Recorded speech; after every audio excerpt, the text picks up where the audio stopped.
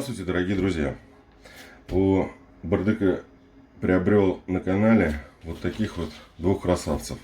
Один шейничек, это видно, да, конский волос, вот в таком бычьем хвосте. Вот такой вот он красавец у меня. Вот такой вот березовый кап. Вот видите, клеймо мастера, соответственно, да. Очень удобно. Такие глазки прям, да. Ну, бычий хвост, соответственно. Вот он сидит здесь, в этих ножнах. Второй, конечно, побольше 15 сантиметров. Вот такой вот был, кстати, бонус от него. Спасибо тебе большое, Эдуард. Молодчина. Вот он у меня всегда на ноже, всегда со мной. Ну, продемонстрирую второй. Второй тоже вот в таком исполнении. Он у меня единственный в таком капе. Ни у кого, кстати, такого нет, прошу заметить. Это крапленый кап. И очень хороший, да. Ну вот.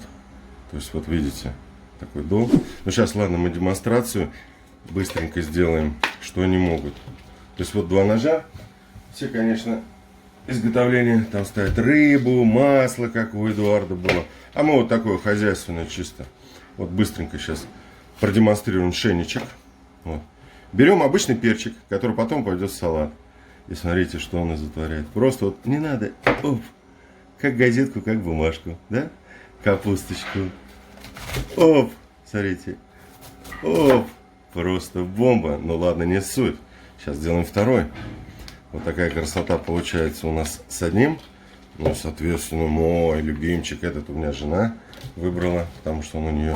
Ну, соответственно, второй, смотрите. Вот так вот. Раз. Смотрите. Не надо вообще усилить, два. Как тонко.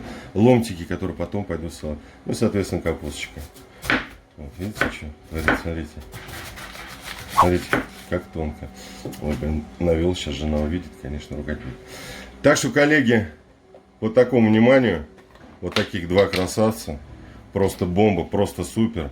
Ну, и как Эдик говорит, заказывайте, друзья, заказывайте. Спасибо, Эдуард, огромное тебе спасибо.